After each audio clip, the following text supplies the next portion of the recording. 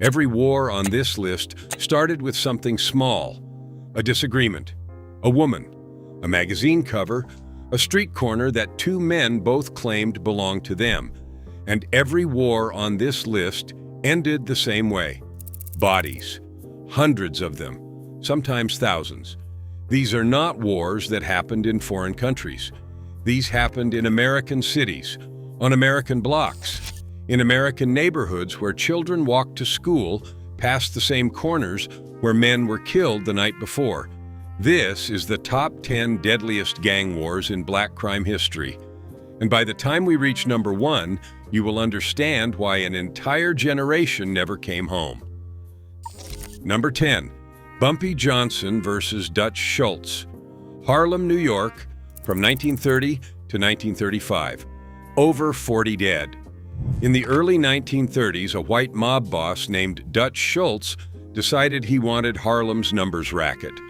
The problem was that racket already belonged to a woman named Stephanie St. Clair, the numbers queen, and her most trusted soldier, a man from South Carolina named Ellsworth Bumpy Johnson. Schultz did not ask, he took.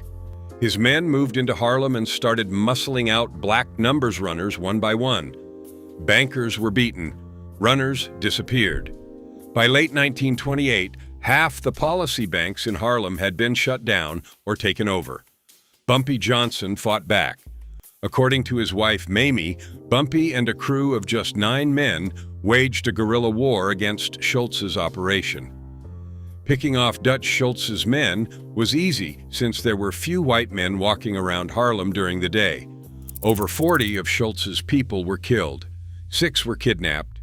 The war ended in 1935, but not because Bumpy won on the streets. Lucky Luciano, the most powerful mob boss in New York, ordered Schultz assassinated in a Newark restaurant. With Schultz dead, Bumpy made a deal with Luciano. He would run Harlem's numbers in exchange for giving the Italian mob a cut. Bumpy Johnson became the godfather of Harlem, but it cost 40 lives and 5 years of blood to get there. Number 9. Rollin' 60s versus 8-Tray Gangster Crips. Los Angeles, 1979 to present. Hundreds dead.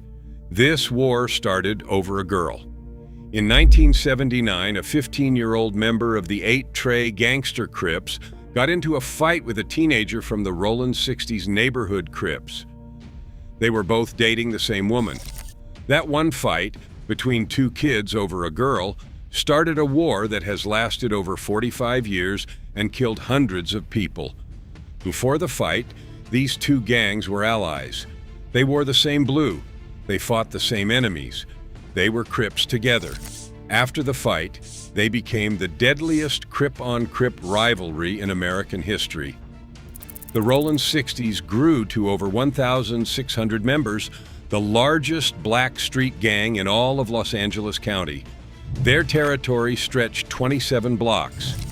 Nipsey Hussle was a member before his assassination in 2019. The 8-Trays matched them in ferocity, if not in size. 45 years later, this war is still going. Hundreds of families have buried sons, brothers, and fathers because 2 teenagers could not share a girlfriend in 1979. Number 8. The Black Mafia versus the Italian Mob. Philadelphia, from 1968 to 1978, over 40 dead. In 1968, a man named Samuel Christian decided that the Italian Mafia had controlled Philadelphia's black neighborhoods for long enough. For decades, Angelo Bruno's crime family had financed the numbers operations and supplied product to black dealers in exchange for a cut of everything. Black gangsters worked for the Italians. Black neighborhoods generated money for Italian bosses. Samuel Christian and the Black Mafia wanted to change that. They started extorting Italian-connected operators in black areas. They robbed dealers. They killed competitors. And the bodies piled up. Over 40 murders were attributed to the Black Mafia during their decade of operation. The most horrifying act happened outside of Philadelphia entirely. When the leader of a rival Muslim sect criticized the Nation of Islam, Black Mafia members traveled to Washington, D.C. and broke into his home, a house donated by basketball legend Kareem Abdul-Jabbar. The leader was not home, so they killed 7 members of his family instead, including 5 children, including a 9-day-old infant. The Black Mafia eventually collapsed under its own weight, internal killings, federal indictments, and the sheer volume of violence brought them down by the late 1970s.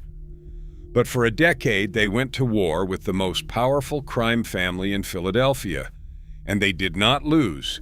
They self-destructed. Number 7. The Queens Drug Wars. Jamaica, Queens.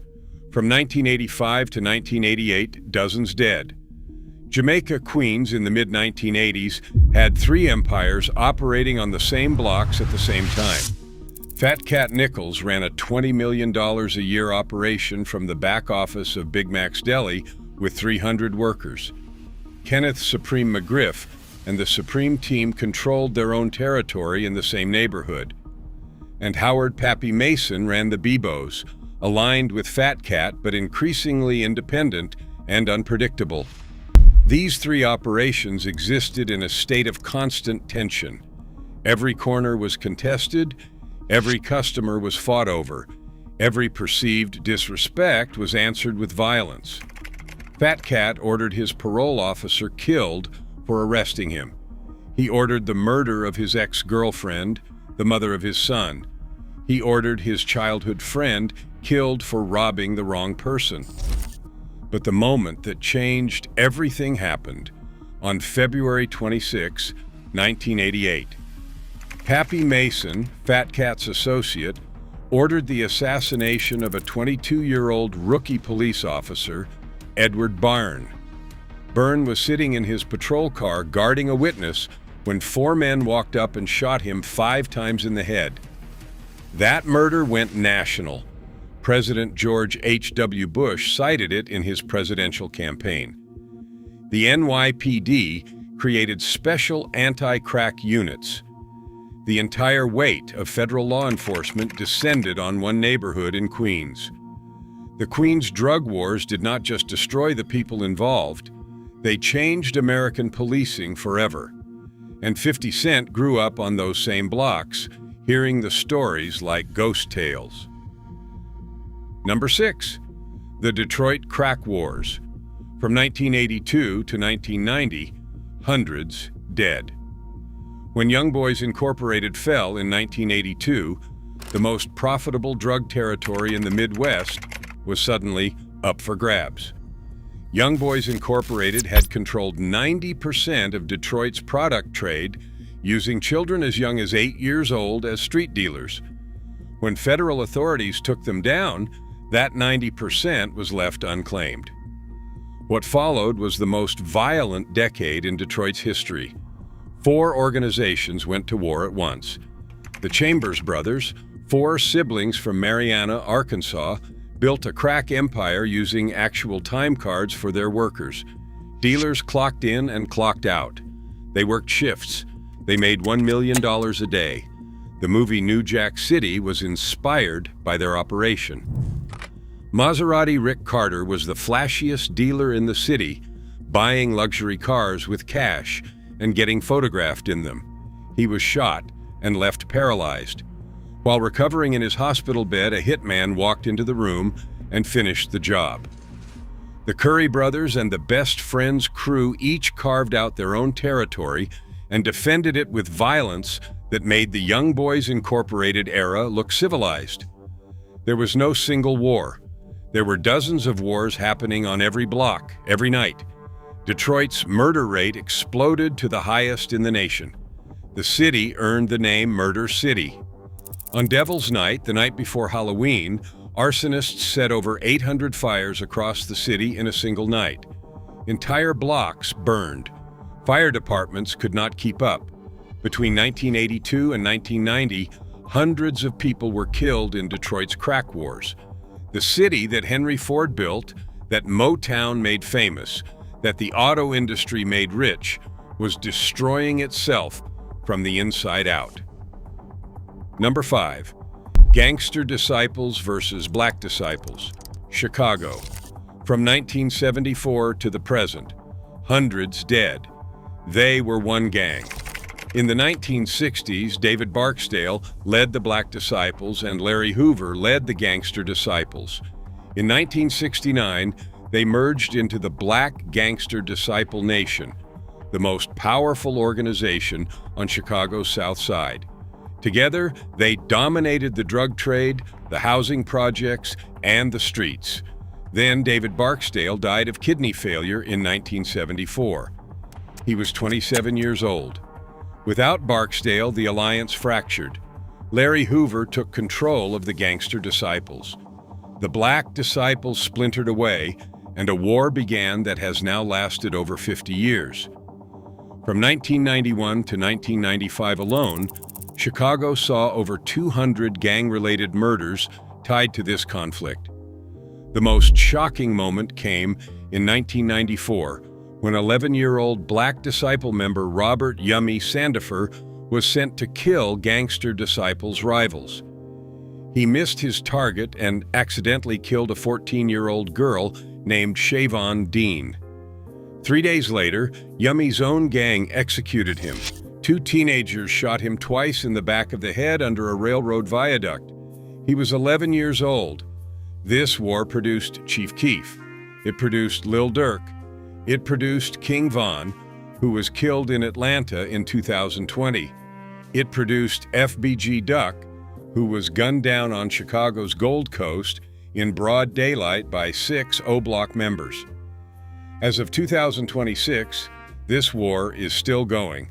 It has outlived every leader who started it. Number 4. Bloods versus Crips. Los Angeles. From 1972 to the present, thousands dead. This is the deadliest gang rivalry in American history. The Crips formed first in the late 1960s and early 1970s as a collection of neighborhood groups in South Central Los Angeles. Raymond Washington and Stanley Tookie Williams are credited as founders. The original idea was community protection. Young black men banded together in neighborhoods where the police were not protecting them. But protection became aggression. As the Crips grew, they started preying on smaller gangs. Those smaller gangs needed their own protection. They banded together and called themselves the Bloods. By the 1980s, the crack epidemic turned both organizations into armies. The Crips wore blue. The Bloods wore red. And the streets of Los Angeles became a war zone. South Central, Compton, Watts, Inglewood, every neighborhood had a set, every set had enemies, and every weekend produced funerals. At its peak in the early 1990s, Los Angeles was recording over 800 gang-related homicides per year. Drive-by shootings became so common that children in South Central learned to sleep on the floor to avoid stray bullets coming through their walls. The violence spread far beyond Los Angeles. Crip and Blood sets appeared in every major American city: New York, Detroit, Memphis, Atlanta, Houston, Baltimore. The colors became universal. The war became national. By the 2000s, there were an estimated 35,000 Bloods and over 30,000 Crips across the country. In 1992, during the Rodney King riots, Bloods and Crips briefly declared a truce. They stood together on the same corners. They posed for photographs, shaking hands. For a moment, it seemed like the war might end. It did not. The truce collapsed within months. The killing resumed. Over 50 years, thousands of lives have been lost to this rivalry. Stanley Tookie Williams was executed by the state of California in 2005. Raymond Washington was shot and killed in 1979 at age 26. Neither founder lived to see their creations stop killing, and it shows no sign of stopping. Number 3. People Nation versus Folk Nation, Chicago, from 1978 to the present. Thousands dead. If the Bloods and Crips were the war of the West Coast, the People and the Folk were the war of the Midwest. In the late 1970s, Chicago's gangs consolidated into two massive alliances. The People Nation included the Black P-Stones, the Vice Lords, the Latin Kings, and the Mickey Cobras. The Folk Nation included the Gangster Disciples, the Black Disciples, the Spanish Cobras, and the Imperial Gangsters. Between them, these two alliances had over 100,000 members. The People wore their hats tilted left, the Folk tilted right. The People used 5-pointed stars. The Folk used 6-pointed stars. Every piece of clothing, every hand signal, every tattoo declared which side you were on. There was no neutral ground.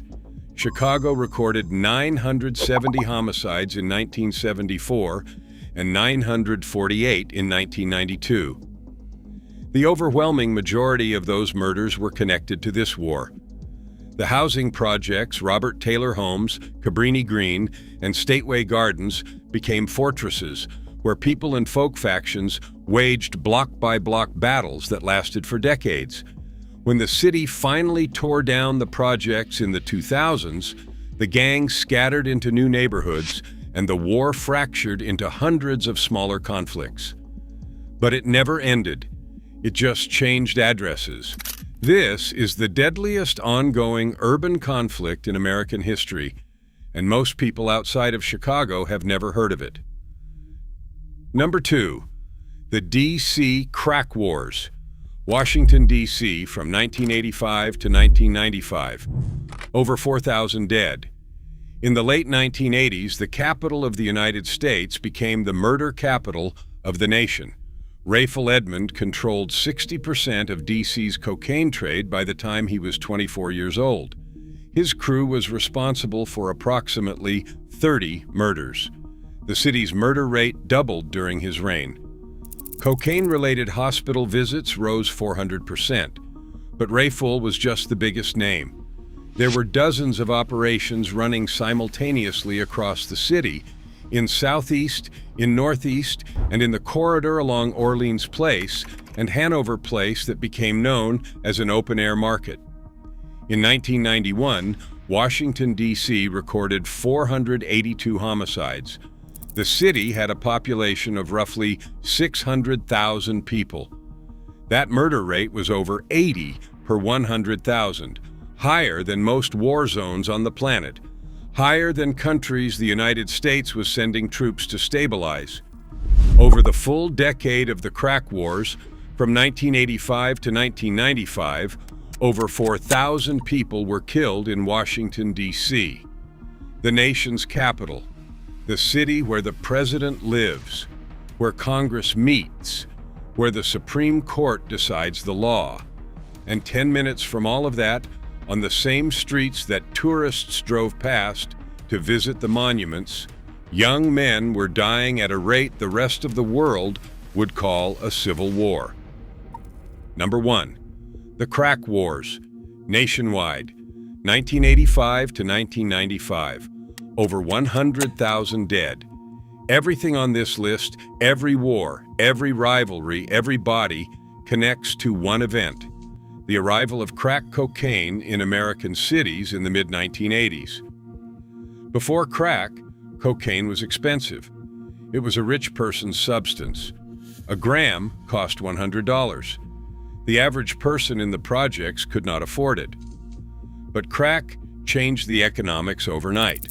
A single rock could be sold for $5 or $10. Suddenly, the most addictive substance on the streets was affordable to the poorest people in the country, and the profits were astronomical. A dealer could buy an ounce of powder cocaine for $800, cook it into crack, and sell it for $3,000 to $4,000. That kind of margin turned teenagers into millionaires and street corners into battlefields. New York City went from 1,392 murders in 1985 to 2,245 in 1990. Detroit became Murder City. Washington, D.C. became murder capital. Chicago was recording over 900 homicides a year. Philadelphia, Baltimore, Los Angeles, Memphis, New Orleans, Atlanta, St. Louis. Every major city in America saw its murder rate explode simultaneously, and the victims were overwhelmingly the same: young, black, male. The crack epidemic did not just fuel gang wars, it created them. Corners that had been quiet became contested territory worth killing over. Buildings that had been homes became trap houses. Playgrounds became crime scenes. Schools became recruitment centers. Children who should have been learning to read were learning to run from gunfire. The government's response was the war on drugs. Mandatory minimums, 3 strikes laws, and sentencing guidelines punished crack possession 100 times more harshly than powder cocaine, a 100-to-1 ratio. The powder form used in wealthy white neighborhoods carried a fraction of the sentence that the rock form used in black neighborhoods carried. The laws did not stop the killing. They just added mass incarceration on top of the mass death. Between 1985 and 1995, an estimated 100,000 Americans were killed in drug-related violence. 100,000, that's more American lives than were lost in the Vietnam War. And the majority of those lives were black. When it was over, when the crack epidemic finally burned itself out in the late 1990s, the neighborhoods that survived were unrecognizable. Entire blocks had been emptied. Entire families had been erased. An entire generation of black men between the ages of 15 and 30 had been either killed, imprisoned, or permanently damaged. Every war on this list, from Bumpy Johnson's 9-man guerrilla crew in Harlem in the 1930s to the Bloods and Crips tearing apart Los Angeles, was a battle. The crack wars were the war, the one that consumed everything, the one that took 100,000 lives and left a wound that still has not healed 30 years later. And the most devastating part is not the number, it is the silence, because most of America never even noticed it was happening. They changed the channel, they locked their car doors, they moved to the suburbs, and they let it burn. 100,000 people, and nobody said a word.